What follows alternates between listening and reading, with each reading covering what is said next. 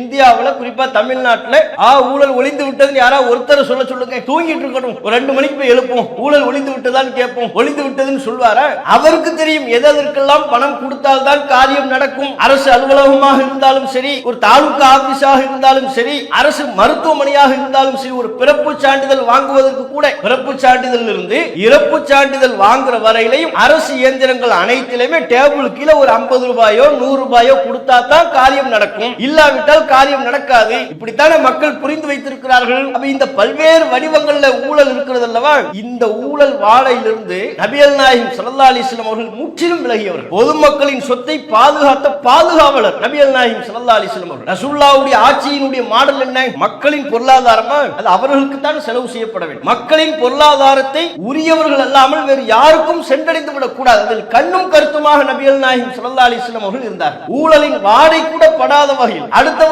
பொருளாதாரத்தை மோசடி செய்வதை வேடிக்கை பார்க்கக்கூடியவர்களாக நபிகள் நாயகம் ஸல்லல்லாஹு அலைஹி வஸல்லம் அவர்கள் இல்லை. இப்படி ஒரு மக்களின் பொருளாதாரத்தை பாதுகாத்த ஒரு ஆட்சி தலைவரை நபிகள் நாயகம் தவிர்த்து வரலாற்றில் நம்ம பார்க்கவே முடியாது. கண்ணியத்திற்குரிய எல்லாம் அல்ல அல்லாஹ்வின் நல்லடியார்களே, இறைவனினுடைய அருள் நிறைந்த இந்த ரமலான் மாதத்திலே அல்லாஹ்வை தொழுது வணங்கியவர்களாக அவனது ஆலயத்தில் அமர்ந்திருக்கும் நம் அனைவர் மீதும் என்றென்றும் உண்டாகட்டுமாக.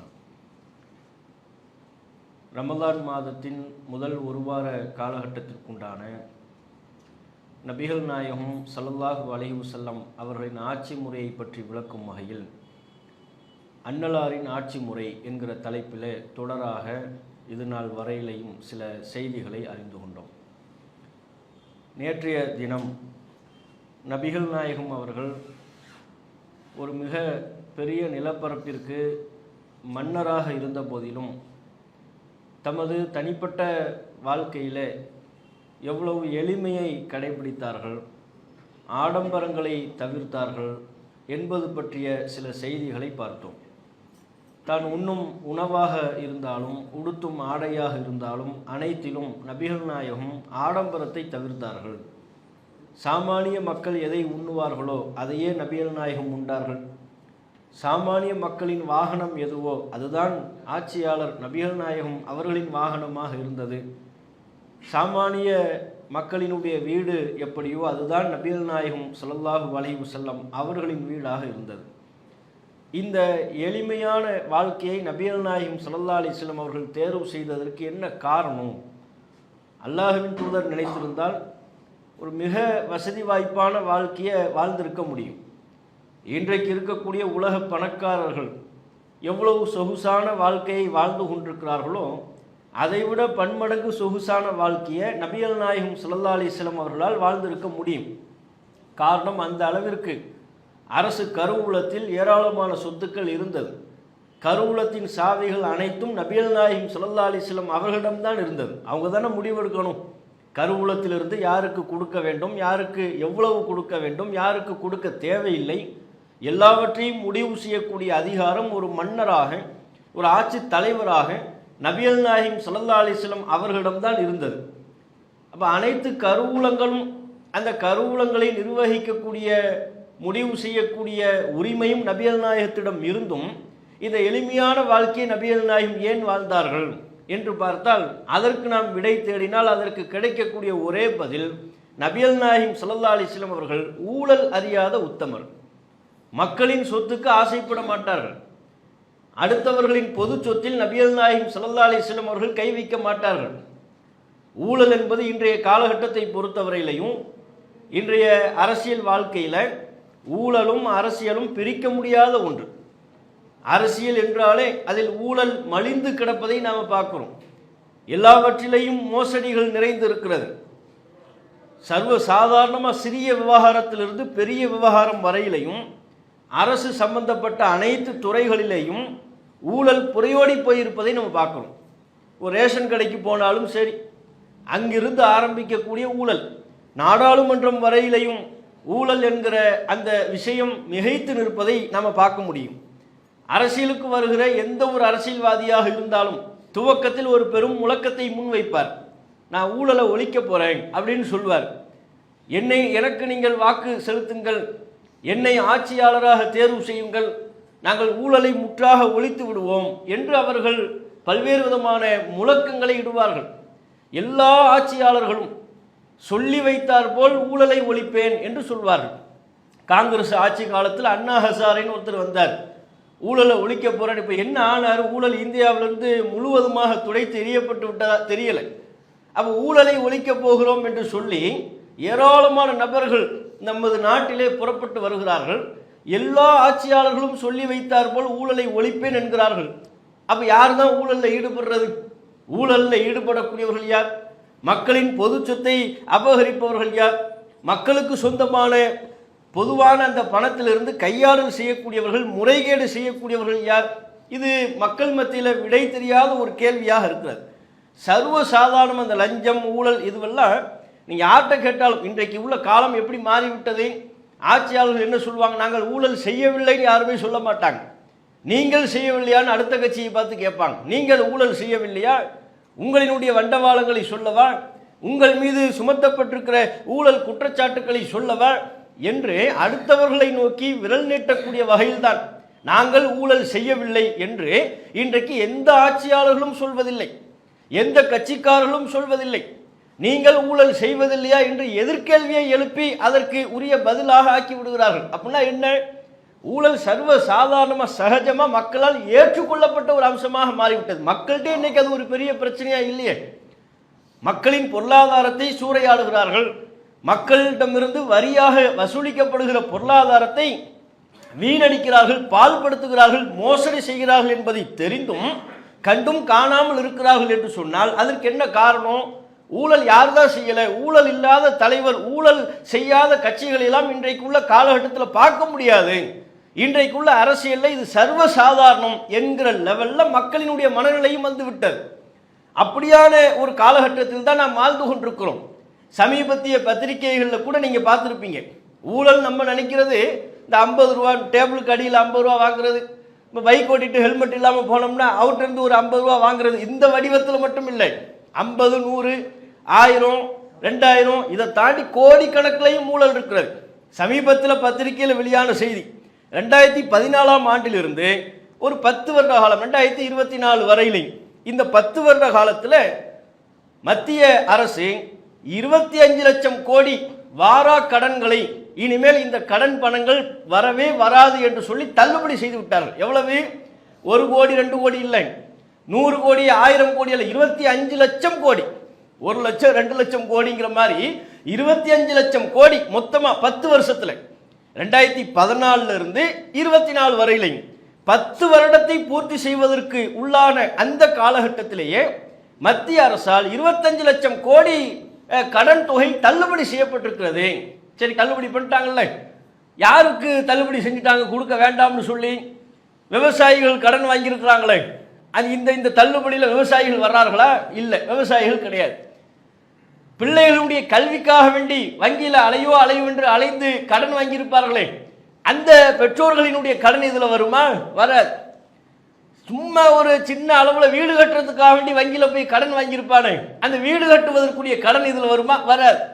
விவசாயிகளின் கடன் இதில் இல்லை, அவர்களுடைய கடன் தள்ளுபடி கிடையாது. அவன் வாங்கின 5000மோ 50000மோ கடன் வாங்கியிருப்பான். உரம் போடுறதுக்கு, விவசாயம் பண்ணுவதற்கு, அதற்குரிய கருவிகளை, டிராக்டர் போன்ற கருவிகளை வாங்குவதற்கு கடன் வாங்கியிருப்பான். அந்த கடன்லாம் தள்ளுபடி இல்லை. மாணவர்களின் கல்விக்காக வேண்டி வாங்கப்பட்ட கடன்களாக இருக்கும், அதற்கு தள்ளுபடி கிடையாது. வீடு கட்டுவதற்காக ஏழை பாளைகள் கடன் வாங்கியிருப்பார்கள், அந்த கடன்கள் தள்ளுபடி இல்லை. அப்ப இந்த 25 லட்சம் கோடி கடன் தள்ளுபடி என்பது யாருடைய கடன்? பெரும் முதலாளிகள், பெரும் பெரும் நிறுவனத்தினுடைய ஓனர்கள், அவர்களினுடைய கடன் தள்ளுபடி செய்யப்பட்டிருக்கிறது. அம்பானி, அத்தானி போன்ற பெரும் பெரும் நிறுவனங்களினுடைய முதலாளிகளினுடைய கடன் இருக்கிறது அல்லவா, அவை தள்ளுபடி. அவர்களுடைய கடன் தள்ளுபடி செய்யப்படுதுன்னா என்ன அர்த்தம்? அதனுடைய பொருள் என்ன? இவ்வளவு பெரும் தொகை கடன் தள்ளுபடி செய்யப்படக்கூடிய அந்த பணம் யாருடைய பணம்? ஆட்சியாளர்களின் சொந்த பணமா? நாம் செலுத்தக்கூடிய வரி பணம்.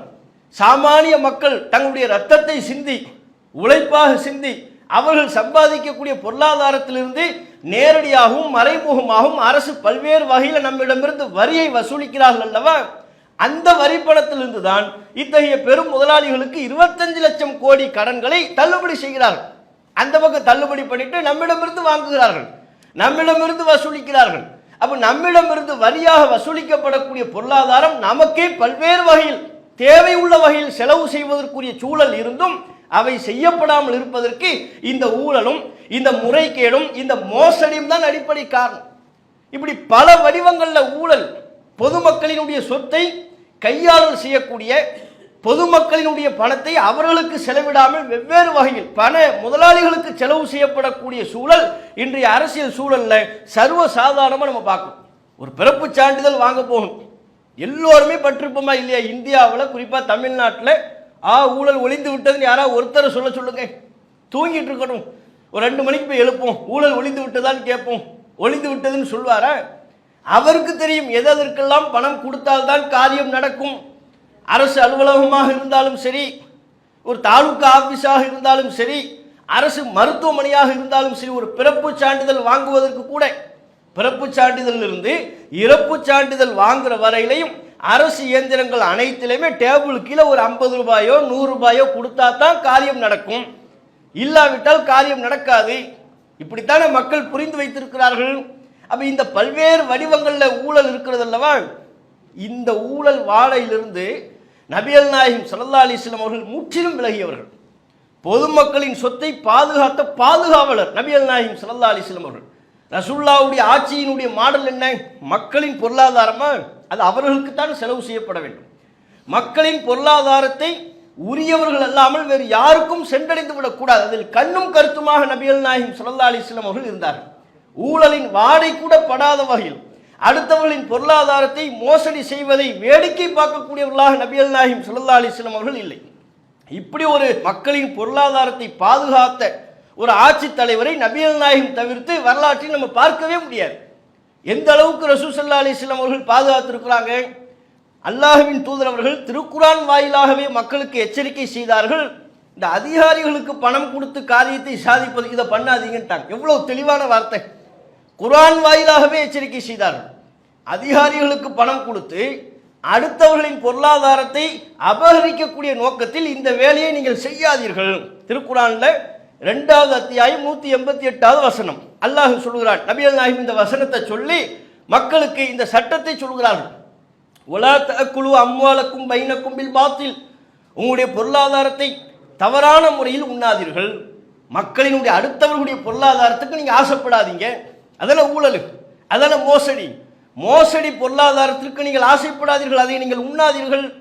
இன்னும் அடுத்த வாசகத்தில் திருக்குர்ஆன் அல்லாஹ் சொல்கிறான், வ துதுலூ பிஹா இலல் ஹுக்காமி லிதஅக்குலு ஃபரீகம் மின் அம்வாலின் நாஸி பில் இஸ்மி, உங்களுடைய பொருளாதாரத்தை மக்களின் பொருளாதாரத்தை தவறான முறையில் உண்பதற்காக வேண்டி அதிகாரிகளுக்கு கொண்டு செல்லாதீர்கள். அதிகாரிகள்கிட்ட பணத்தை கொடுத்து காரியத்தை சாதிக்கிறது, அதிகாரிகளுக்கு பணத்தை கொடுத்து மக்களின் பொருளாதாரத்தை பாவமான முறையில் உண்பது, இந்த காரியத்தில் நீங்கள் ஈடுபடாதீர்கள். வான்தும் தஅலமூன், தெரிந்து கொண்டே இதை செய்யாதீர்கள். இதெல்லாம் மதீனாவில் நடந்துச்சு.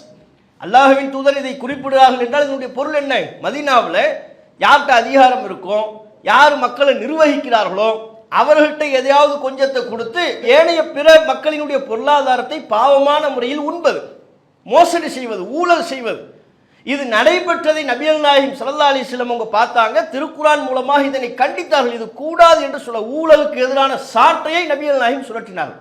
இந்த வேலையெல்லாம் வச்சுக்காதீங்க, இதெல்லாம் கூடாது, அதிகாரிகளுக்கு பணத்தை கொடுத்து காரியத்தை சாதிக்கிற இந்த தப்பு பண்ணாதீங்க, இது பாவம் என்று நபிகள் நாயகம் ஸல்லல்லாஹு அலைஹி வஸல்லம் அவர்கள் உணர்த்தினார்கள். அதே மாதிரி இந்த ஊழல்ங்கிறது எந்த வடிவத்திலையும் வரும் என்பதை புரிந்து கொண்ட நபிகள் நாயகம் ஸல்லல்லாஹு அலைஹி வஸல்லம் அவர்கள் தம்முடைய ஆட்சியின் கீழ்நிலை அதிகாரிகளாக ஊழியர்களாக இருக்கிறார்கள் அல்லவா, அவர்கள்ட்ட இந்த ஊழலின் வாடை வந்துவிடக் கூடாது என்பதில் கண்ணும் கருத்துமா இருந்தாங்க.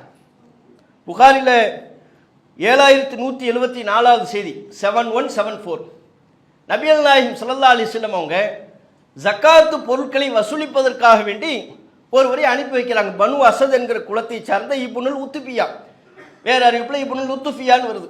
அவர் அனுப்பி வைக்கிறாங்க. அவர் வசூலிச்சுட்டு வர்றார். வசூலிச்சுட்டு பெரிய அளவுக்கு பொருளாதாரத்தை கொண்டு வரும்போது 2ஆ பங்கு வைக்கிறார். ஒரு பங்கு ரசூல்லாட்ட கொடுத்து ஹாதா லக்கும், அல்லாஹ்வின் தூதரே இதெல்லாம் உங்களுக்குரியது.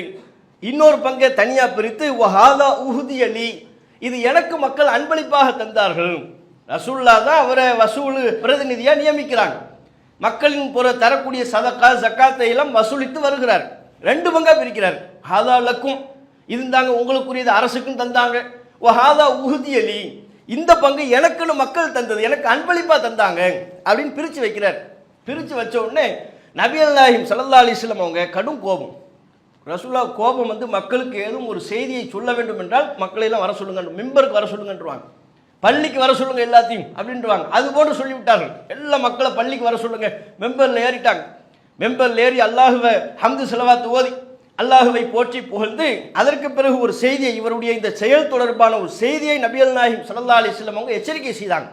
ரசூலுல்லாஹ் சொன்னாங்க, மாபாலுல் ஆமில், என்ன இந்த வேலையாளினுடைய செயல் என்ன, இவருடைய விஷயம்தான் என்ன, நபாசுஹு, இவரை நாம் தான் ஒரு வேலைக்கு அனுப்பினோம், சதக்காவினுடைய பொருளை வசூலித்து வரக்கூடிய வேலைக்கு நாம் அனுப்பினோம், அவரும் போனாரு, போயிட்டு வந்துட்டு யக்கூல் சொல்கிறார், ஹாதா லக்க வ ஹாதா லீ, இது உங்களுக்குரியது இது எனக்குரியது என்று சொல்லிக் கொண்டிருக்கிறார்.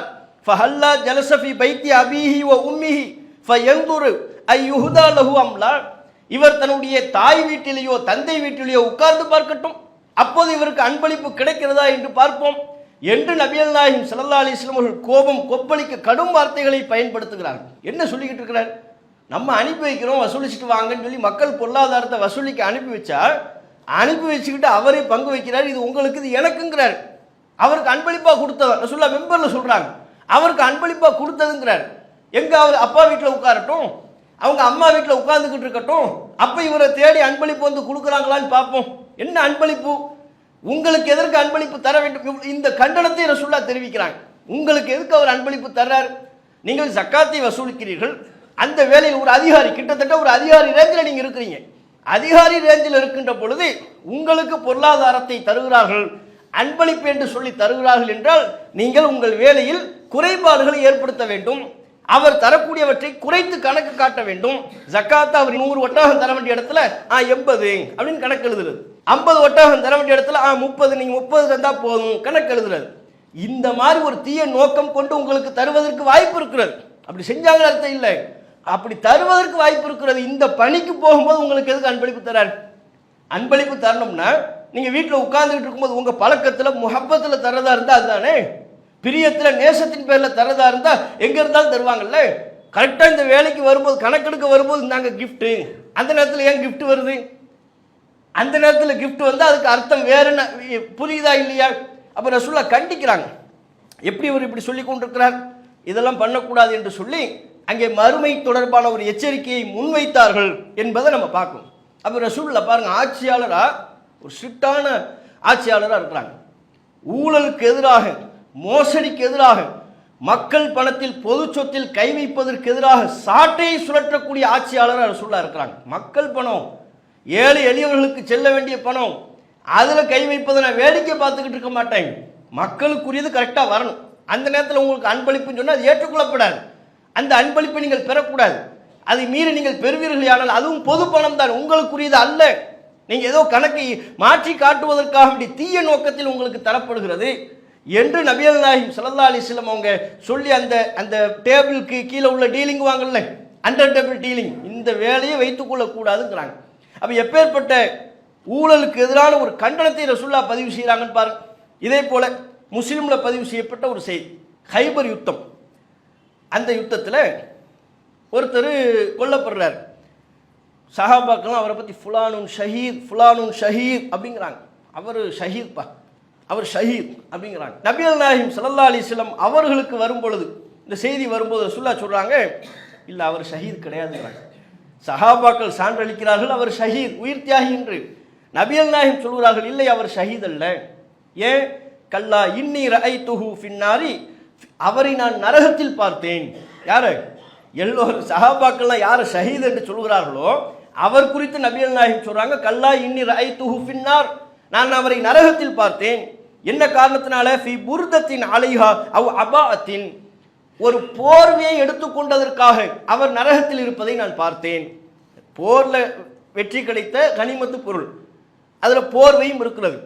அந்த போர்வையை உரிய விதத்தில் உரிய நபர்களுக்கு பங்கு வைப்பதற்கு முன்பே அவர் எடுத்து விட்டார். போர்வை எடுத்து வச்சுக்கிட்டார், பங்கு வைக்கிறதுக்கு முன்னாடி எடுத்துக்கிட்டார். அப்புறம் ரசூலுல்லாஹ் சொல்றாங்க, ஒரு போர்வையை பங்கு வைப்பதற்கு முன்பே அவர் எடுத்துக்கொண்டு விட்டார்.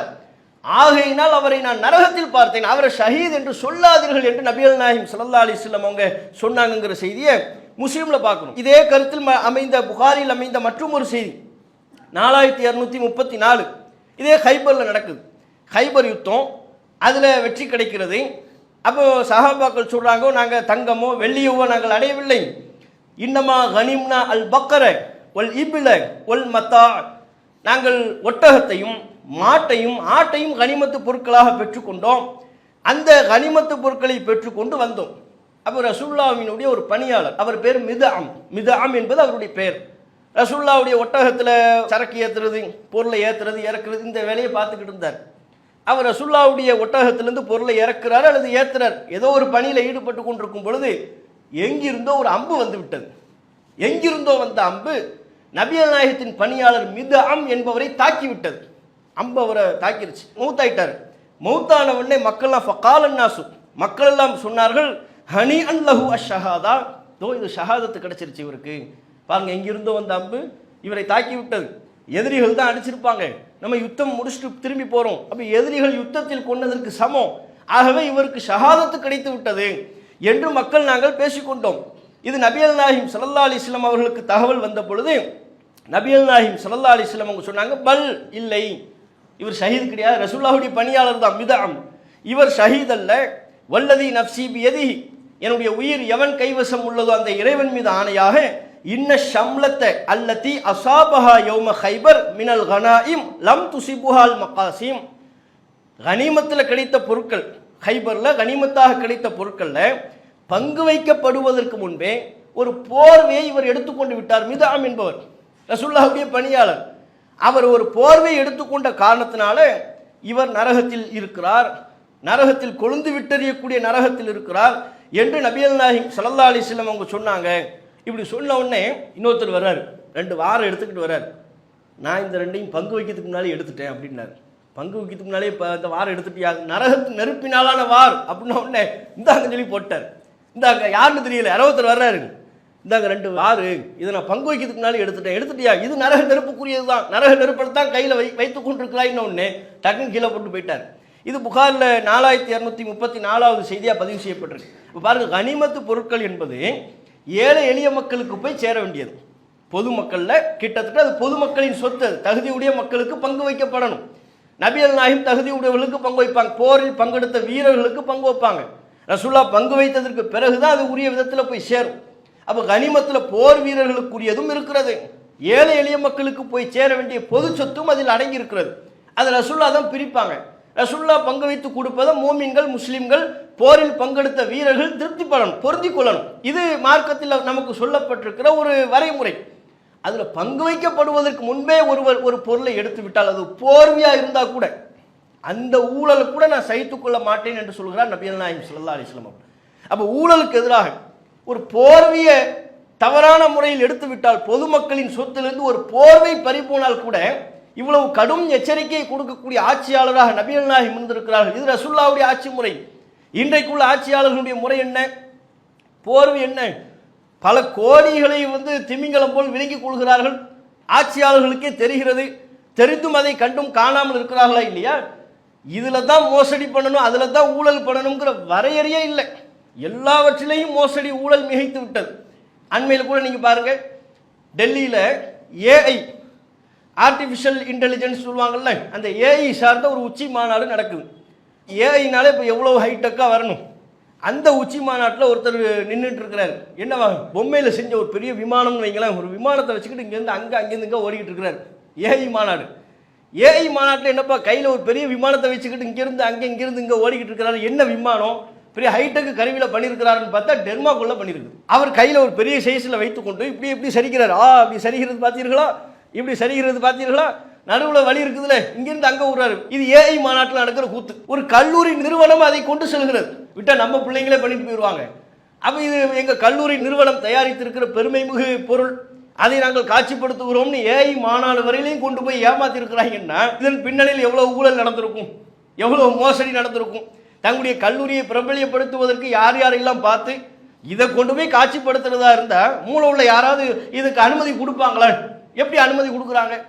அதே கல்லூரி நிறுவனம் பண்ண இன்னொரு ஏமாத்துவல் என்ன தெரியுமா, ஒரு ரோபோ ஒன்று விட்டுருக்குறாங்க, காட்சிப்படுத்துகிறாங்க, எங்கள் கல்லூரி மாணவர்கள் தயாரித்த ரோபோ அப்படின்னு.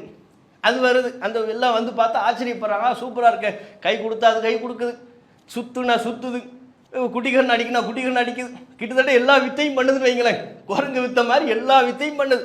நிறைய பேசுது, நிறைய விஷயங்கள் அறிவார்ந்த விதத்தில் அது கருத்துக்களை சொல்லக்கூடிய வகையிலையும் இப்படி பல செயல்பாடுகளை செய்யுது ரோபோ. அது என்ன கடைசியில் என்னடா இது, எப்படி மாணவர்கள் இவ்வளவு அறிவாக இந்த ரோபோவை தயாரிச்சாங்கன்னு பார்த்தா சீனாவில் தயாரித்த ரோபோ ஆன்லைனில் ஆர்டர் பண்ணி வாங்கிட்டாங்க. சீனாவில் தயாரித்த அந்த ரோபோவை ஆன்லைனில் ஆர்டர் பண்ணி பணம் கொடுத்து வாங்கி அதை எங்கள் கல்லூரி மாணவர்கள் தயாரித்தார்கள் என்று சொல்லி ஏஐ உச்சி மாநாட்டில், அந்த உச்சி மாநாட்டில் தான் யார் யாரெல்லாம் பங்கெடுக்கிறார், சுந்தர் பிச்சை பங்கெடுக்கிறார், உலகத்தில் உள்ள பல்வேறு தலைவர்கள் பங்கெடுக்கக்கூடிய உச்சி மாநாடு. அப்போ பல்வேறு உலக தலைவர்கள் பங்கெடுக்கக்கூடிய உச்சி மாநாட்டில் பில்கேட்ஸ்லாம் கூட வரமாட்டேன்ட்டார். அவருக்கும் அழைப்பு இருக்கு. அவர் இந்த எப்ஸ்டைன் ஃபைல்ஸில் ஒரு பேர்லாம் அடிபட்டுச்சுல, அதனால என்ன நான் வரல, இந்த நேரத்தில் நான் வரல, மீடியாக்காரங்க ஏதாவது கேள்வி கேட்பாங்கன்னு பயந்துக்கிட்டு. இப்போ மோடி வகைராக்கள் எல்லாமே அப்படித்தானே இருப்பாங்க, மீடியாக்காரங்க கேள்வி கேட்பாங்கன்னு பயந்துக்கிட்டு நான் வரமாட்டேன்ட்டார். அப்போ பாருங்க, பல பல தலைவர்கள் பங்கெடுக்கக்கூடிய மாநாட்டில் டெர்மாக்கோலை வச்சு விமானம் உச்சி மாநாடு, சைனாவில் உள்ள தயாரித்த பொருளை நான் எங்கள் மாணவர்கள் தான் கண்டுபிடிச்சாங்கன்னு சொல்லி அங்கே விளம்பரப்படுத்துகிறார்கள். உலக அரங்கில் இந்தியாவுக்கு பெரும் தலைக்குனிவு ஏற்பட்டிருக்கிறது என்பதை பார்க்குறோம்.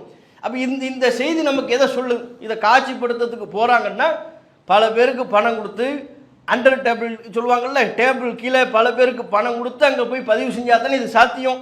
அப்போ பல வகையில் இந்த விவகாரத்தில் ஊழல் நடந்திருக்கிறது, அப்படி தான் நம்ம பார்க்கணும். அப்போ நபிகள் நாயகம் ஸல்லல்லாஹு அலைஹி வஸல்லம் அவர்கள் எந்த வகையிலையும் ஊழலை ஏற்றுக்கொள்ளாதவர்களாக இருந்தாங்க. ஊழல்ங்கிறது எந்த ஒரு போர்வையாக இருந்தாலும் சரி, சின்ன ஊசியாக இருந்தாலும் சரி, அதுக்கு எதிராக கடும் கண்டனத்தை, மக்கள் பணமாக அதில் கை வைக்கக்கூடாது, யாரும் கை வைக்கக்கூடாது. ஒரு பேரித்தம்பளமாக இருந்தாலும் சரி. நபிகள் நாயகம் ஸல்லல்லாஹு அலைஹி வஸல்லம் அவங்க வீட்டில் ஒரு சம்பவம் நடக்குது. ரசூலுல்லாஹ்வுடைய பேரப்பிள்ளை அலி ரலியல்லாஹு அன்ஹு அவருடைய மகன் ஹசன் சதக்காவினுடைய பேரித்தம்பளம், பொதுவாக ரசூலுல்லாஹ்வுடைய வீடும் மஸ்ஜித் நபவி பள்ளிவாசலும் பக்கம் பக்கமாக இருக்கும். பள்ளிவாசலில் சதக்காவினுடைய பேரிச்சம்பளத்தை குவிச்சு வச்சுருப்பாங்க. ஹசன் என்ன பண்ணுறாங்க, ரசூலுல்லாஹ்வுடைய பேரப்பிள்ளை அதுலேருந்து ஒரு பேரிச்சம்பளத்தை எடுத்து சாப்பிட்றாரு, வாய்க்குள்ளே போடுறாரு. போட்ட உடனே நபிகள் நாயகம் இதை பார்க்குறாங்க. இப்போ கால நபி ஸல்லல்லாஹு அலைஹி வஸல்லம் அல்லாஹ்வின் தூதர் அவர்கள் ஹசன் அவர்களை நோக்கி, ஹசன் ரலியல்லாஹு அன்ஹு அவர்களை நோக்கி சொல்கிறார்கள், கிஹ் கிஹ், துப்பு துப்புங்கிறாங்க. கிஹ்னா என்ன, சி அப்படிங்கிறாங்க, சி துப்பு துப்பு என்று சொல்லிவிட்டு, அமா ஷஅர்த, நீ உணர மாட்டாயா, அறிந்து கொள்ள மாட்டாயா, அன்னா லா நஅகுலு சதக்கா, நாம் நபியின் குடும்பத்தாராகிய நாம் சதக்காவின் பொருட்களை சாப்பிடக்கூடாது, இது உனக்கு தெரியாதா? வேறு வேறு அறிவிப்புகளை தெளிவாக வருகிறது. அஃபலா தஅலமு அன்ன ஆல முஹம்மதின் லா தஅகுலுஹு சதக்கா, முஹம்மதின் குடும்பத்தாராகிய நாம் சதக்காவை உண்ண மாட்டோம், இது உனக்கு தெரியாதா? யார்கிட்ட? ஹசன் ரலியல்லாஹு அன்ஹு அவர்களிடத்தில் நபிகள் நாயகம் ஸல்லல்லாஹு அலைஹி வஸல்லம் அவங்க சொல்கிறாங்க. பேரித்தம்பள குவியல் பக்கத்தில் வந்து விளையாடி கொண்டிருக்கிறார்கள். நான் இப்போ அவங்க விளையாட்டு பருவம், அந்த பருவத்தில் இருக்கிறாங்கன்னு தானே அர்த்தம். சின்ன பிள்ளை விளையாடுற பருவம், என்ன பொருள்னு தெரியாமல் பேரிச்சம்பளத்தை ஒரு துண்டு எடுத்து, ஒரு பேரிச்சம்பளத்தை எடுத்து சாப்பிட்றாங்க. அதை கூட ரசூலுல்லாஹ் விட மாட்டேங்கிறாங்க, துப்புங்கிறாங்க. வாயில் விரல விட்டு அந்த பழத்தை எடுத்து வெளியே போட்டு விட்டார்கள். கடும் கண்டனத்தை அந்த சிறுவனிடம் நபிகள் நாயகம் ஸல்லல்லாஹு அலைஹி வஸல்லம் அவர்கள் பதிவு செய்கிறார்கள். நபியின் குடும்பத்தாராகிய நாம இந்த சதக்கா பொருளை சாப்பிடக்கூடாதுப்பா, தொடக்கூடாது, தெரியாதா அவனுக்கு என்று கண்டனத்தை பதிவு பண்ணுறாங்க. ரசூலுல்லாஹ் வந்து பாதையில் நடந்து போயிட்டு இருக்கிறாங்க, மஸ்ஜித் நபவிக்கு பக்கத்தில் கீழே ஒரு பேரிச்சம்பளம் கிடக்குது. அப்போ ரசூலுல்லாஹ் சொல்கிறாங்க, நான் பாதி நடந்து வந்துக்கிட்டு இருக்கிறேன், ஒரு பேரித்தம்பளம் இருந்தது, எடுத்து வாய் கிட்ட வரையும் கொண்டு போயிட்டாங்க, சாப்பிடலாம் என்று நினைத்தேன், இன்னி ஹஷீத்து அன் தக்கூன சதக்கா, அது சதக்கா பொருளாக இருக்குமோ என்று பயந்து நான் அப்படியே போட்டு விட்டேன். ஏன்னா மஸ்ஜித் நபவிக்கு பக்கத்தில் இருக்குதுன்னா அது என்ன சதக்கா பொருளாக இருக்க வாய்ப்பு இருக்குது, ஒரு சாத்தியம் இருக்கிறது.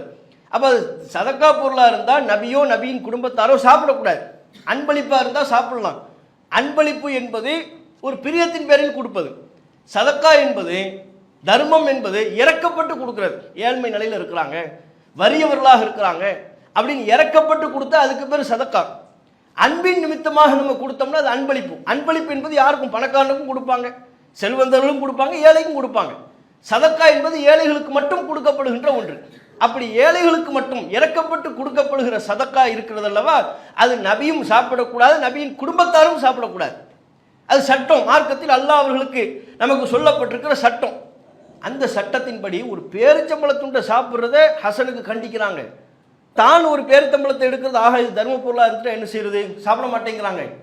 ரசூலுல்லாஹ்வுக்கு யாரும் ஒரு பொருளை கொண்டு வந்து இருந்தாங்க, இதை சாப்பிடுங்கன்னு பாலை கொண்டு வந்து தருவாங்க, பழங்களை கொண்டு வந்து தருவாங்க. தந்த ரசூலுல்லாஹ் கேட்குற முதல் கேள்வியே இது ஹதியாவா சதக்காவா அப்படின்னு கேட்பாங்க. கொண்டு வரீங்களே, எனக்கு தானே தரீங்க, எனக்கு ஹதியாவாக அன்பளிப்பாக தருகிறீர்களா, அல்லது என் மீது இறக்கப்பட்டு சதக்காவாக நீங்கள் தருகிறீர்களா? அன்பளிப்பு என்று சொன்னால் ரசூலுல்லாஹ் ஏற்றுக்கொள்வார்கள், இல்லை இது சதக்கான்னு சொன்னால் ஏற்றுக்கொள்ள மாட்டார்கள். அப்போ ரசூல் ஸல்லல்லாஹு அலைஹி வஸல்லம் அவங்க பாருங்க, சதக்கான அது ஏழைகளுக்குரியது. ஏழைகளுக்குரிய அந்த பொருளாதாரத்தில் ஒரு பேரித்தம்பள துண்டாக இருந்தாலும் சரி, யாரும் நம்ம குடும்பத்தார் சாப்பிடக்கூடாது. எவ்வளவு கண்ணும் கருத்துமா இருக்கிறாங்க.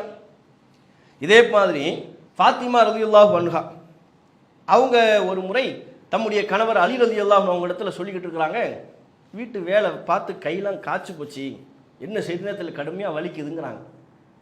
அப்போ அவங்க அலி அவங்க சொல்கிறாங்க, ரசூலுல்லாஹ்வுக்கு சில அடிமைகள்லாம் வந்திருக்கிறாங்க, உனக்கு வேணும்னா நீ போய் ஒரு காதிம் ஒரு பணியாளர் ரசூலுல்லாஹ்ட்ட போய் கேளு அப்படிங்கிறாங்க. இதை அறிந்து கொண்டு ஃபாத்திமா ரலியல்லாஹு அன்ஹா ரசூலுல்லாஹ்வுடைய விருப்பத்திற்குரிய மகள் ரசூலுல்லாஹ் வீட்டுக்கு வர்றாங்க. அப்போ ரசூலுல்லாஹ் இல்லை, ஆயிஷா ரலியல்லாஹு அன்ஹா அவங்க தான் இருந்தாங்க. இப்போ ஆயிஷா அவங்க இடத்துல ஃபாத்திமா அவங்க சொல்கிறாங்க, இந்த மாதிரி வீட்டு வேலையெல்லாம் பார்த்து கையெல்லாம் பாருங்கள், மாவு திருவி திருவி கையெல்லாம் வலிக்குது, கடுமையாக வலிக்கிறது. ரசூலுல்லாஹ்வுக்கு அடிமைகள் வந்திருப்பதை நான் கேள்விப்பட்டேன், அதிலிருந்து எனக்கு ஒரு பணியாளர், ஒரு காதி, ஒரு பணியாளரை எனக்கு தர சொல்லுங்க அப்படின்னு ரசூலுல்லாஹ் வந்தால் இந்த செய்தியை சொல்லுங்கன்னு ஆயிஷா இடத்துல சொல்லிட்டு தான் வீட்டுக்கு போயிட்டாங்க. இவங்க கிளம்பியதற்கு பிறகு, புறப்பட்டு சென்றதற்கு பிறகு ரசூலுல்லாஹ் வந்தாங்க. ஆயிஷா அவர்கள் நடந்த சம்பவத்தை சொல்கிறாங்க, ஃபாத்திமா வந்தாங்க, காதிம் வேணுமா, ஏதோ அடிமைகள்லாம் வந்திருக்கிறாங்களாமே, ஒரு காதிம் கேட்டாங்க அப்படின்னு சொல்லிட்டு போகிறாங்க. அப்படியான ரசூலுல்லாஹ் ஜுப்பாவை மறுபடியும் போட்டுக்கிட்டு தார் வீட்டுக்கு போகிறாங்க. தன்னுடைய மகள் ஃபாத்திமா அவங்க வீட்டுக்கு போகிறாங்க. ஃபாத்திமா அவர்களும் அலி அவர்களும் உறங்குவதற்கு தயாராக இருக்கிறாங்க. ரசூலுல்லாஹ் பார்த்தோம்னே எஞ்சி உட்காருங்க உட்காருங்கன்னு சொல்லிட்டு பேச ஆரம்பிக்கிறாங்க. பேச ஆரம்பிக்கும்போது சொல்கிறாங்க, இந்த காதிம் கேட்டிங்களா, காதிமை விடுங்க, அலாஹு அல்லிமுக்குமா ஹைரம் இம்மா சஅல்துமானி, நீங்கள் இருவரும் என்னிடத்தில் எதை வேண்டினீர்களோ அதை விட சிறந்த ஒன்றை உங்களுக்கு நான் சொல்லித்தரவா? அவங்க கேட்டது என்ன, காதிம் பணியாளர் வேணும்னு. ரசூலுல்லாஹ் சொல்கிறாங்க, நீங்கள் பணியாளர் கேட்டிங்களா, அதை விட சிறந்ததை சொல்லித்தரவா? என்ன சொல்லித்தராங்க ரசூலுல்லாஹ்? நீங்கள் படுக்கைக்கு செல்லும் பொழுது 33 தடவை சுப்ஹானல்லாஹ்னு சொல்லுங்க, 33 தடவை அல்ஹம்துலில்லாஹ் என்று கூறுங்கள், 34 முறை அல்லாஹ் அக்பர் என்று சொல்லுங்கள். ஃபஹுவ கைரும் லக்குமா மின் ஹாதிமின், இது உங்கள் இருவருக்கும் ஒரு ஹாதிம் கிடைப்பதை விட, ஒரு பணியாளர் கிடைப்பதை விட சிறந்தது. நீங்கள் உறங்க செல்வதற்கு முன்பாக சுப்ஹானல்லாஹ் 33, அல்ஹம்துலில்லாஹ் 33, அல்லாஹ் அக்பர் 33, இதை சொல்லுங்க, இது உங்களுக்கு சிறந்தது அப்படிங்கிறாங்க. அஹ்மதனுடைய அறிவிப்பில் வருகிறது, அஹ்மதுல 838 இதே செய்தி எப்படி வருகிறது என்றால், ஹாதிமை நீங்கள் கேட்குறீங்க, வல்லாஹி லா உஅத்தியக்குமா, அல்லாஹ் மீது ஆணையாக உங்களுக்கு நான் ஹாதிமை தர முடியாது. ஏன் தர முடியாது?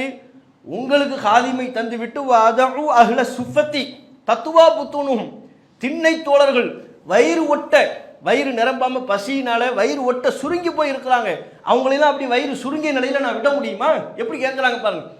நீங்கள் ஹாதிமை கேட்குறீங்க, நான் திண்ணை தோழர்களை பார்க்கிறேன், அவர்கள் வயிறு சுருங்கிய நிலையில் இருக்கிறார்கள், இந்த ஹாதிமை விற்று அதன் மூலம் கிடைக்கிற பொருளாதாரத்தில் திண்ணை தோழர்களின் பசியை போக்குவதற்கு நான் முதலிடம் கொடுப்பேன் ஒழிய உங்களுக்கு தர இயலாது என்று நபிகள் நாயகம் ஸல்லல்லாஹு அலைஹி வஸல்லம் அவர்கள் சொன்னதாக அஹ்மதுல பதிவு செய்யப்பட்ட 838வது இலக்கத்தில் பதிவான அந்த செய்தியில் இடம்பெற்றிருப்பதை பார்க்குறோம். இங்கே ரசூலுல்லாஹ் என்ன ஹாதிமை கேட்குறாங்க, நீங்கள் எப்படி பார்க்கணும்? இப்போ நீங்கள் தான் உங்கள் ஒரு மாவட்டத்தில் கலெக்டர், உங்கள் மக வர்றாங்க, நீங்கள் கலெக்டராக இருக்கும்போது உங்கள் மக வந்து கேட்குறாங்க, நீங்கள் தான் சிஎம் அப்படி வைங்க, உங்கள் மக வந்து என்னை வேலை பார்க்க ஒரு வேலையால் அனுப்பி வைங்க அப்படின்ன உடனே, உட்காருமா, வேலையாலாம் வேண்டாம், இதை விட சூப்பராக ஒன்று சொல்ல போகிறேன்.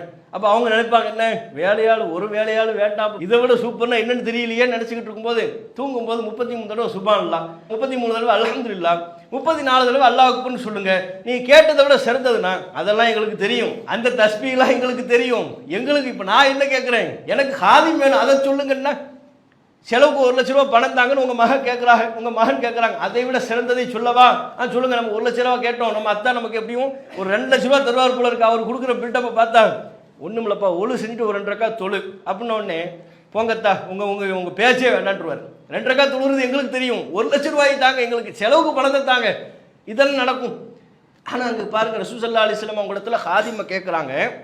ரசூலுல்லாஹ் யாரை பார்க்குறாங்க? சொந்த மகளை விட அஹ்லு சுஃபாவை பார்க்குறாங்க, திண்ணை தோழர்களை பார்க்குறாங்க. அவங்க வயிறு ஒட்டிய நிலையில் இருக்கிறாங்க, பசி பட்டினியில் இருக்கிறாங்க, அவங்க வயிறு ஒட்டிய நிலையில் விட்டு விட்டு உங்களுக்கு நான் தர முடியுமா? நீங்கள் தஸ்பீஹ் பண்ணுங்க, அதை விட சிறந்தது. அவர்களும் ஏற்றுக்கொண்டார்கள். நபியின் குடும்பத்தார் எந்த வகையில் சிறப்பு பெறுகிறார்கள் என்றால், நபி அவர்கள் நெருக்கடியான காலகட்டத்தில் நபிகள் நாயகம் ஸல்லல்லாஹு அலைஹி வஸல்லம் அவர்கள் செல்வச் செழிப்பாக தம்முடைய குடும்பத்தை மாற்றுவதற்குரிய அத்தனை சூழல் இருந்த போதிலும் தம்முடைய குடும்பத்தாரை வசதி வாய்ப்பில் செழிக்க விடவில்லை, வறுமையில் உழல விட்டார்கள். அந்த வறுமையை அவர்களின் குடும்பத்தார் அத்தனை பேரும் ஏற்றுக்கொண்டார்கள். அது ஆயிஷா ரலியல்லாஹு அன்ஹா அவர்களாக இருந்தாலும், அலி ரலியல்லாஹு அன்ஹு அவர்களாக இருந்தாலும், ஃபாத்திமா ரலியல்லாஹு அன்ஹா அவர்களாக இருந்தாலும், ஏனைய பிற மனைவிமார்களாக இருந்தாலும், அல்லாஹ்வின் தூதர் சொன்ன அத்தனை அறிவுரைகளுக்கும் கட்டுப்பட்டு இந்த உலக வாழ்க்கையில் அவ்வளவு வறுமையை பட்டார்கள். அவ்வளவு வறுமை, அவ்வளவு கஷ்டம். நினைச்சு பாருங்க, மக்கா மதீனா பல நிலப்பரப்புக்கு அவங்க தான் மன்னர், குடும்பத்தில் சாப்பிட்றதுக்கு சாப்பாடு இல்லை. கைதிகள் வர்றாங்க, யார் யாருக்கும் அள்ளி கொடுக்குறாங்க.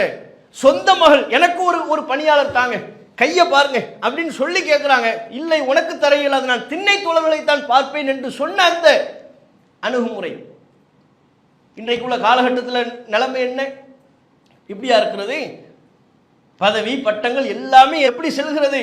குடும்பம், அந்த கட்சி இந்த கட்சி, இந்த எந்த பாகுபாடும் இல்லாமல் அத்தனை பேருமே என்ன, அவங்க சொந்த பந்த மாமா மச்சான் இதை பார்த்தான பதவிகள் போகிறது, அதிகாரங்கள் செல்கிறது. அதில் கூட பாருங்க, அவங்க ரசூலுல்லாஹ் சொன்ன ஆலோசனை ஏற்றுக்கொண்டார்கள். தஸ்பீஹ் செய்ய சொன்னாங்கல்ல, அலி ரலியல்லாஹு அன்ஹு அவங்க சொல்கிறாங்க, ரசூலுல்லாஹ் அன்னைக்கு சொன்னதுக்கப்புறம் நான் தூங்கும்போது கரெக்டாக அந்த தஸ்பீஹை செஞ்சிருவேன், தஸ்பீஹை நான் விட்டதே இல்லை அப்படிங்கிறாங்க. உடனே அதை கேட்குற ஒருத்தர், அவர் ஈராக் வாசி, அவர் கேட்குறாரு, ஒலா லைலத்தை சிப்பின் யுத்தம் நடைபெற்றது, அன்னைக்கு கூட நீங்கள் விடலையா? இவர் எங்கே போயிட்டாரு? சிப்பினுக்கு போயிட்டார். அலி அவர்களுக்கும் முஆவியா அவர்களுக்கும் நடைபெற்ற சண்டை ரசூலுல்லாஹ் மௌத்துக்கு அப்புறம் கிட்டத்தட்ட ஒரு ஹிஜ்ரி 30, 36, 37 நடைபெறக்கூடிய நிகழ்வு. அதுக்கப்புறம் தான் அந்த செய்தியை சொல்றாருன்னு அப்போ அர்த்தம். சிப்பின் நடந்துச்சு, அப்போ கூட நீங்கள் விடலையா? அலி அவர்கள் பதில் சொன்னாங்க, உங்களுக்கு ஓஹோ நீங்கள் சிப்பின் ஆரம்பிச்சிட்டீங்களா, சரி போச்சு விடுங்க. வலா லைலத்த சிப்பின் யுத்தத்தின் போதும் நான் இந்த தஸ்பீஹ் செய்வதை விடவில்லை. யுத்த காலத்தில் இருந்த போதிலும் கூட, சிப்பின் யுத்தத்திலையும் கூட இந்த தஸ்பீஹை நான் விடவில்லைங்கிறார். அப்படின்னா எந்த அளவுக்கு ரசூலுல்லாஹ் சொன்ன அந்த அறிவுரையை எந்த சூழலில் கேட்டாங்க, ரசூலுல்லாஹ் எந்த சூழலில் சொன்னாங்க, ஆனால் அது விடாமல் கடைபிடிச்சிருக்கிறாங்க பாருங்க. இதுதான் ரசூல் ஸல்லல்லாஹு அலைஹி வஸல்லம் அவர்களுடைய அணுகுமுறை. தம்முடைய குடும்பத்தார்கள் யாரும் இது மாதிரி இன்றைக்கு இருக்கக்கூடிய ஆட்சியாளர்கள்லாம் அவங்க தகப்பனார் இருக்கிறாங்க, அவங்க பாட்டனார் இருக்கிறாங்க, அவங்க கணவர் இருக்கிறாங்க, அவங்க மனைவி இருக்கிறாங்க என்பதை பயன்படுத்தி கொண்டு உலகத்தில் பல்வேறு ஆதாயங்களை பெற்றுக் கொள்கிறார்கள். அவங்க மாமனோ மச்சானோ அரசியல் அதிகாரத்தில் இருந்து விட்டால் கூட அவர்களுடைய சொந்தக்காரர்களில் கடைசி நிலையில் இருக்கக்கூடிய ஒருவர் கூட ஆதாயம் பெறக்கூடிய சூழல் இருக்கிறது. ரசூலுல்லாஹ் இந்த குடும்பத்தை காரணம் காட்டி ஆதாயம் பெறக்கூடிய ஒரு வாசல் திறந்து விடக்கூடாது என்பதற்காகவே அதை அடைக்கிறாங்க. நபிகள் நாயகம் ஸல்லல்லாஹு அலைஹி வஸல்லம் அவங்க சொன்னாங்க, உலகம் உள்ள வரையிலையும் கூட லா நூரசு மா தரக்குனா சதக்கத்துன், நாங்கள் விட்டு சென்ற சொத்துக்களுக்கு யாரும் வாரிசாக முடியாது, எங்களுடைய குடும்பத்தில் உள்ள யாரும் வாரிசாக கூடாது, சதக்கா எல்லாமே தர்மமாகும் என்று நபிகள் நாயகம் ஸல்லல்லாஹு அலைஹி வஸல்லம் சொன்னாங்க. புகாரில் 6727வது செய்தியாக பதிவு செய்யப்பட்டிருப்பது பார்க்கும். ரசூலுல்லாஹ் எப்படி ஒரு இன்னைக்கு யாரும் நபியின் வாரிசுன்னு வந்தால் கூட அவங்களுக்கு எது ஹராமு? சதக்காவை சாப்பிடக்கூடாது. மக்கள் தரக்கூடிய தர்ம பொருட்களை சாப்பிடுவதற்குரிய உரிமை அவர்களுக்கு இல்லை. இந்த ரசூலுல்லாஹ் ஜெயித்த அந்த சொத்துக்கள், இது ரசூலுல்லாஹ் வெற்றி பெற்ற இந்த சொத்துக்கள், இவைகளுக்கெல்லாம் நாங்கள் வாரிசாகவும் சொல்ல முடியாது. அப்படியான வாசலே இல்லை என்று நபிகள் நாயகம் ஸல்லல்லாஹு அலைஹி வஸல்லம் அவர்கள் அந்த வாசலை அடைக்கிறாங்க. ஊழலுக்கு அடிப்படை என்ன தெரியுமா? இந்த மாதிரி சொந்தம், அக்கா மகன், அண்ணன் பையன் அப்படின்னு பார்த்து பொறுப்பை கொடுக்குறாரு. தகுதி இல்லாதவர்களுக்கெல்லாம் பொறுப்பை கொடுக்குறாரு. இவர் மச்சான், இவர் நண்பருடைய நண்பர், இவர் நம்ம பையனுக்கு நெருக்கமானவர், இவர் நம்ம தந்தைக்கு நெருக்கமானவர், இப்படி நெருக்கத்தை வைத்துக்கொண்டு நேசத்தை வைத்துக்கொண்டு பதவிகளை கொடுப்பது, இதெல்லாம் ஊழலுக்கு அடிப்படை. இதெல்லாம் மக்களின் பொது சொத்து ஏமாற்றப்படுவதற்கு உண்டான அடித்தளம். அந்த வாசலை ரசூலுல்லாஹ் அடைச்சிட்டாங்க. ஒரு ஆட்சியாளராக நபிகள் நாயகம் ஸல்லல்லாஹு அலைஹி வஸல்லம் அவர்கள் மக்களை நிர்வகிக்கிற பொறுப்புகளை பார்த்து தகுதி உள்ளவர்களை பார்த்து கொடுத்தாங்க. அபூதர் ரலியல்லாஹு அன்ஹு அவர்களை பற்றி நமக்கு தெரியும். எப்பேற்பட்ட ஒரு சஹாபி. ஆரம்ப காலகட்டத்திலேயே மக்காவில் முஸ்லிம்கள் விரல் விட்டு எண்ணக்கூடிய நிலையில் இருந்த போதே இந்த இஸ்லாத்தை ஏற்றுக்கொண்டவர். காபாவில் இருந்து கொண்டு தௌஹீத் என்கிற இந்த ஏகத்துவ கொள்கையை சொல்லி அடி வாங்கியவர், உதை வாங்கியவர். பல நேரங்களில் நபிகள் நாயகம் ஸல்லல்லாஹு அலைஹி வஸல்லம் அவர்களுடனே பயணித்தவர். ரசூலுல்லாஹ்வுக்கு ரொம்ப நெருக்கமானவர். நபிகள் நாயகம் ஸல்லல்லாஹு அலைஹி வஸல்லம் அவர்களின் நேசத்தை பெற்ற ஒரு நபித்தோழர். அந்த அபூதர் அல் கிஃபாரி ரலியல்லாஹு அன்ஹு அவர்கள் ஒரு சமயம் நபிகள் நாயகம் ஸல்லல்லாஹு அலைஹி வஸல்லம் அவங்களிடத்தில் கேட்டாங்க, யா ரசூலல்லாஹ், அல்லாஹ்வின் தூதரே, அலா தஸ்தஅமிலுனி, எனக்கு ஏதாவது பொறுப்பு தர மாட்டீங்களா அப்படின்னு கேட்டாங்க. நம்மளே ஏதாவது ஒரு உறுப்பில் என்ன நியமிங்களேன், எனக்கு ஒரு வேலையை தாங்க அப்படின்னு கேட்டாங்க. அப்போ நபிகள் நாயகம் ஸல்லல்லாஹு அலைஹி வஸல்லம் அவர்கள் அங்கே நேசத்தை பார்க்கல, அவர் அடிபட்டார் உதப்பட்டார் அதை பார்க்கல. அப்படின்னா கேட்குற ஆளுக்கெல்லாம் பொறுப்பை கொடுக்கணும். ரசூலுல்லாஹ் எப்படி பார்த்தாங்கன்னா தகுதியாய் ஒரு ஃபிட்டா, பொறுப்புக்கு ஃபிட்டா அப்படின்னு பார்த்தாங்க. அபூதர்ட்ட நபிகள் நாயகம் சொன்னாங்க, யா அபாதர், அபூதர் அவர்களே, இன்னக லஈஃபுன், நீங்கள் பலவீனமானவர், வ இன்னஹா அமானத்துன், நீங்கள் கேட்கக்கூடிய பொறுப்பு என்பது அமானிதம், வ இன்னஹா யௌமல் கியாமத்தி ஹிஸ்யுன், இது மறுமை நாளில் கைசேதமாகும், வ நதாமத்துன், வருத்தத்திற்குரிய அம்சமாகவும் மாறிவிடும், இல்லாமன் அஹதஹா பி ஹக்கிஹா, யார் இதனை உரிய முறையில் இந்த பொறுப்பை பயன்படுத்திக் கொள்கிறாரோ அவரை தவிர மற்றவர்களுக்கெல்லாம் இது கை சேரும். இது அமானத்து. இந்த அமானத்தை சுமக்கிற அளவுக்குலாம் நீங்கள் ஆள் இல்லை, நீங்கள் பலவீனமான ஆள், நீங்கள் அதுக்கு அன்ஃபிட்டு. எவ்வளோ ஓப்பனாக சொல்கிறாங்க பாருங்க. அபூதர் அவர்களே இந்த மார்க்கத்திற்காக தியாகம் செய்வதில் அன்ஃபிட்டு கிடையாது, அவர் தியாகம் செய்யக்கூடிய ஆள். ரசூலுல்லாஹ்வுடைய நேசத்தை பெறுவதில் அன்ஃபிட் அல்ல, நேசத்தை பெற்ற ஆள். பொறுப்பு என்று வரும் பொழுது அந்த பொறுப்பை நிர்வகிக்கக்கூடிய கெப்பாசிட்டி அபூதர் அவர்களிடம் இல்லை. ரசூலுல்லாஹ் பார்க்குறாங்க, இவர்கிட்ட அந்த திறன் இல்லையே, இவர்கிட்ட அந்த தன்மை இல்லையே, கேட்கிறாருங்கிறதுனால கொடுத்து விட முடியாது, நமக்கு விருப்பமானவர் என்பதால் கொடுத்து விட முடியாது. மக்கள் விவகாரம் தொடர்பாயிற்றே, இது மக்களுடைய பொது சொத்து.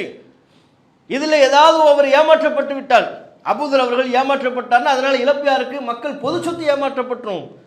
அதனால நபிகள் நாயகம் சொல்றாங்க, அபூதர் அவர்களே, நீங்க பலவீனமான ஆளு, நீங்க பொறுப்பு கேட்காதீங்க, உங்களுக்கு தரமாட்டோம் அப்படிங்கிறாங்க. இதனுங்க அடிப்படை. ஒரு ஆட்சியாளருக்கு இந்த தன்மை இருக்கணும். இவர் தகுதியான கேட்கிறாருங்கிறதுனால கொடுத்துடக்கூடாது. கேட்குறாங்கிறதுனால கொடுக்கறதுனால தான் நாட்டில் அவ்வளோ அவலங்கள் நடைபெறுகிறது. குஜராத்தில் பாலம் இடிந்து விழுந்ததல்லவா, எத்தனை உயிர்கள் பலியானது.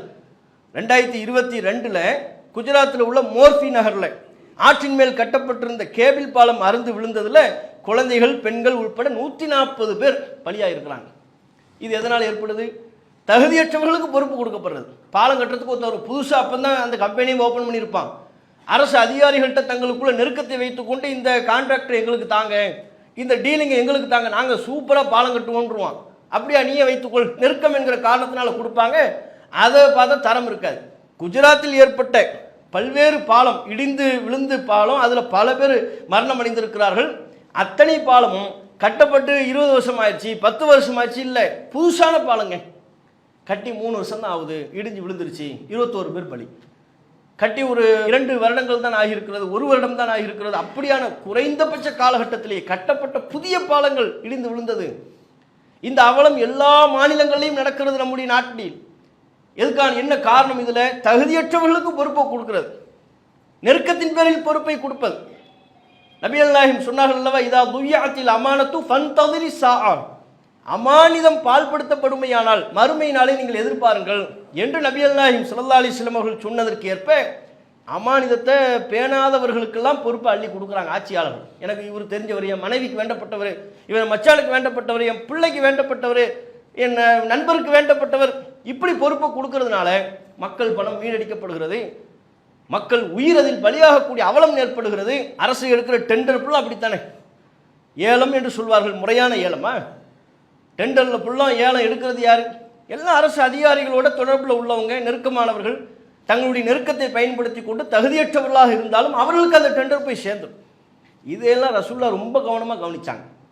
ரசூலுல்லாஹ் ஷார்ப்பான மைண்டு, எந்த வகையிலும் மக்கள் ஏமாற்றப்பட்டு விடக்கூடாது. நீங்கள் பாருங்கள், முஸ்லீமில் பதிவு செய்யப்பட்டிருக்கிற செய்தி, ரசூலுல்லாஹ்வுடைய உறவினர் 2 பேர், யார்? ரபியா அவர்களும் அப்பாஸ் இப்னு அப்துல் முத்தலிப் இருவரும் பேசிக்கிறாங்க. அவங்க 2 பிள்ளைகள் குறித்து பேசிக்கிறாங்க. அப்பாஸ் இப்னு அப்துல் முத்தலிப் அவருடைய மகன் ஃபதுல், ரபியா அவர்களுடைய ஒரு மகன். இப்போ இந்த 2 பேரை பற்றி பேசி, நம்ம 2 பிள்ளைங்க இருக்கிறாங்க, கல்யாண வயசு ஆகிப்போச்சு, ரசூலுல்லாஹ்ட்ட நம்ம அனுப்பி வைப்போம்.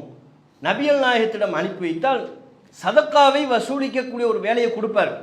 எல்லாரும் சதக்கா வசூல் பண்ணுறாங்கல்ல, அந்த வேலையை நம்ம பிள்ளைகளுக்கு கொடுக்கலாம், நம்ம பிள்ளைகளும் அந்த வேலையை பார்த்து கொள்வார்கள். அவ்வாறு நம்முடைய பிள்ளைகள் அந்த வேலையை பார்ப்பார்களே ஆனால் அசாபா மிம்மா யுசீபுன் நாஸ், மக்களுக்கு என்ன பலன் கிடைக்கிறதோ அந்த பலனை நம்முடைய பிள்ளைகள் பெற்றுக்கொள்வார்கள். சதக்கா வசூலிக்கும் பொழுது அதுக்குன்னு ஒரு தொகை உதவியாக கொடுப்பாங்கல்ல, ரசூலுல்லாஹ் கொடுக்குறாங்கல்ல, அதை நம்முடைய பிள்ளைங்க பெற்றுக்கொள்வார்கள். அவங்க கல்யாணத்துக்கு உதவியாக இருக்கும். அதனால் ரசூலுல்லாஹ்வை சந்திக்க அனுப்பி வைப்போம்னு பேசிக்கிட்டு இருக்கிறாங்க. அவங்க பிள்ளைகளும் இருக்கிறாங்க. அலி அவர்கள் வர்றாங்க, எல்லாம் ஒரு குடும்பம் தான். அலி ரலியல்லாஹு அன்ஹு அவங்க வர்றாங்க. அலி அவர்கள் வரும்போது அலிகிட்ட கேட்குறாங்க, இந்த மாதிரி பேசிக்கிட்டு இருந்தாங்க, 2 பிள்ளைங்க வயசு ஆகிக்கிட்டே இருக்குல்ல, கல்யாணம் பண்ணணும்ல, பொருளாதாரம் மகர் கொடுக்க அதெல்லாம் ஏற்பாடு பண்ணணும்ல, அதனால ரசூலுல்லாஹ்ட்ட நாங்கள் அனுப்பி வைக்கலாம்னு இருக்கிறோம், இன்ன வேலையை கேட்டு அனுப்பி வைக்கலாம்னு இருக்கிறோம்னு அலி அவர்கள்ட்ட கருத்து கேட்குறாங்க. அப்போ அலி அவர்கள் சொன்னாங்க, லா தஃஅலா, அப்படி பண்ணிடாதீங்க. ஏன்? ஃபவல்லாஹி மா ஹுவ பிஃபாயிலின், ரசூலுல்லாஹ் அதெல்லாம் செய்ய மாட்டாங்க. நீங்கள் குடும்பம்ங்கிறதுனால ரசூலுல்லாஹ்ட்ட போய் வேலை கேட்டீங்கன்னா அல்லாஹ்வின் தூதர் இதை செய்ய மாட்டார்கள், ரசூலுல்லாஹ்ட்ட போய் கேட்காதீங்க அப்படிங்கிறாங்க. அலி அவர்கள் இந்த ஆலோசனையை சொன்ன உடனே ரபியா என்பவர் சொல்கிறார், எல்லாமே ஒரு குடும்பம் தானே, ரபியா அவர்கள் சொல்கிறார், வல்லாஹி மா தஸ்னஉ ஹாதா இல்லா நஃபாசத்தம் மின்க அலைனா, எங்கள் மேலே பொறாமப்பட்டு நீங்கள் சொல்கிறீங்க, எங்கள் பிள்ளைய நாங்கள் அனுப்பி வச்சா ரசூலுல்லாஹ் வேலை கொடுத்துருவாங்களோன்னு நீங்கள் பொறாமப்படுறீங்க, எங்கள் மேலே உள்ள பொறாமையினால் தான் இதை நீங்கள் சொல்கிறீர்கள். லக்கது நில்த சிஹ்ர ரசூலில்லாஹி ஸல்லல்லாஹு அலைஹி வஸல்லம் ஃபமா நஃபிஸ்னாஹு அலைக்க, நீங்கள்லாம் ரசூலுல்லாஹோட சம்பந்தமே பண்ணிக்கிட்டீங்க, அவங்க மகளை கல்யாணம் பண்ணீங்க, உங்கள் மேலே நாங்கள் பொறாமையாப்பட்டோம், இப்படியே பேசுகிறாங்க. நீங்கள் ரசூலுல்லாஹ் மகளை கல்யாணம் பண்ணிட்டீங்க, ரசூலுல்லாஹ் குடும்பத்தில் ஒரு ஆள் ஆயிட்டீங்க, உங்கள் மேலே நாங்கள்லாம் பொறாமப்படலையே, நீங்கள் எங்கள் மேலே பொறாமப்படுறீங்க, எங்கள் பிள்ளை அங்கே அனுப்ப வேண்டாங்கிறீங்க இப்படின்னு அலி அவர்கள்ட்ட பேசிக்கிட்டு இருக்கிறாங்க.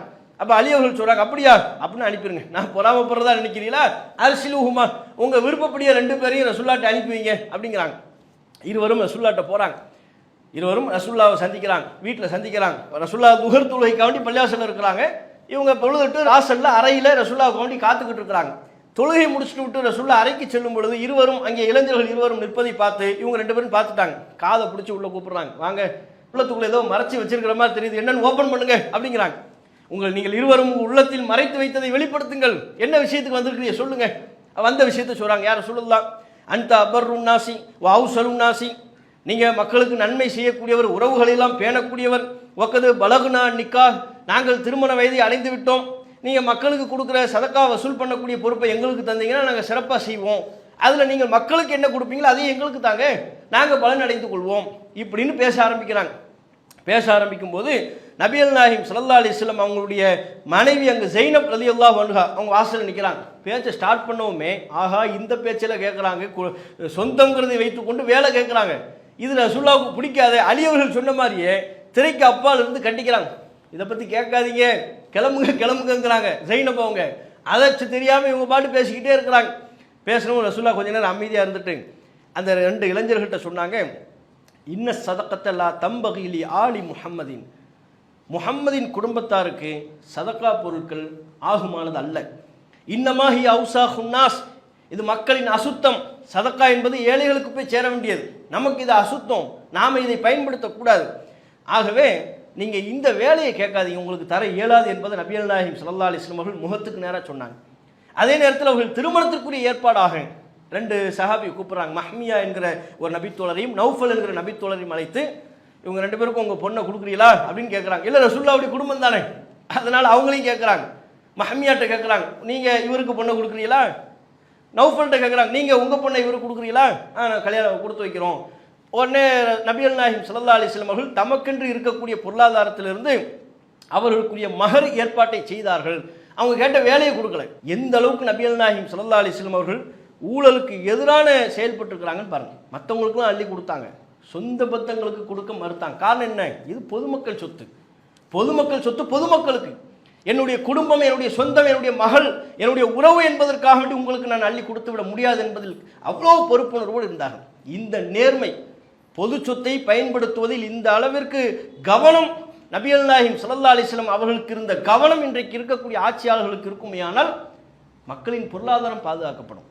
எல்லா வகையிலையும் மக்கள் சிறப்போடு வாழ்வதற்குரிய ஒரு சிறந்த ஆட்சி முறையாக அந்த ஆட்சி முறை இருக்கும். நபிகள் நாயகம் மதீனாவுக்கு வந்த பொழுது எல்லா வகையிலும் ஏமாற்று வேலைகள் இருந்தது, எல்லா வகையிலையும் மக்களை ஏமாத்தினாங்க. பொருளாதாரத்தில், வியாபாரத்தில் ஏமாற்று வேலை இருந்துச்சு, மோசடி பண்ணாங்க, அதையெல்லாம் அடித்து நொறுக்கிட்டாங்க ரசூலுல்லாஹ். இந்த ஏமாத்துற வேலையெல்லாம் இருக்கக்கூடாது.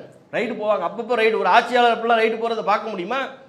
நேராக போவாங்க, திடீர்னு பார்த்தா தானியத்துக்குள்ளே கை விடுவாங்க. கை விட்டு என்ன பொருள் ஈரமாக இருக்குது, இல்லை மழை பெஞ்சிருச்சா தான் ஈரம், வெளியில் தெரிகிற மாதிரி வைங்க, என்ன இடையில ஏமாற்ற பார்க்குறீங்களா? என் குடிமக்களை ஏமாற்றக்கூடாது, அந்த பொருள் வெளியே தெரியும்படி நீங்கள் வையுங்கள் என்று நபிகள் நாயகம் ஸல்லல்லாஹு அலைஹி வஸல்லம் அவங்க சொன்னாங்க. பாருங்கள், மக்கள் ஏமாற்றப்படக்கூடாது என்பதில் எவ்வளோ பொறுப்பாக ரசூலுல்லாஹ் செயல்பட்டுருக்கிறாங்க. இன்னைக்கு எல்லா வகையிலும் ஏமாற்று வேலை நடக்குது, ஆன்லைனில் ஏமாற்று நடக்குது, வியாபாரத்தில் ஏமாற்று வேலை நடக்கிறது. இதையெல்லாம் ஆட்சியாளர்கள் பார்த்து வேடிக்கை பார்ப்பவர்களாக இருக்கிறார்கள் ஒழிய மக்கள் ஏமாற்றப்படுவதை தடுக்கக்கூடியவர்களாக ஆட்சியாளர்கள் இல்லை. அப்போ இந்த வகையில் நபிகள் நாயகம் ஸல்லல்லாஹு அலைஹி வஸல்லம் அவர்கள் குடிமக்கள் பொருளாதார ரீதியாக ஏமாற்றப்படக்கூடாது என்பதில் அல்லாஹ்வின் தூதர் எடுத்துக்கொண்ட கவனத்தை இன்றைய ஆட்சியாளர்கள் எடுப்பார்களேயானால் ஒரு சிறந்த நல்லாட்சியை வழங்க முடியும் என்பதை நபிகள் நாயகம் ஸல்லல்லாஹு அலைஹி வஸல்லம் அவர்களின் இத்தகைய வரலாற்று தரவுகள் நமக்கு சான்றளிக்கிறது என்பதை கூறி இன்றைய தின உரையை நாம் முடித்துக் கொள்வோம். இன்ஷா அல்லாஹ் நாளைக்கு நபிகள் நாயகத்தினுடைய ஆட்சி முறையில் வேற ஒரு அம்சத்தை நாம் பார்ப்போம். வாஹிரு தாவானா அல்ஹம்துலில்லாஹி ரப்பில் ஆலமீன். அல்லாஹு அக்பர் அல்லாஹு அக்பர்.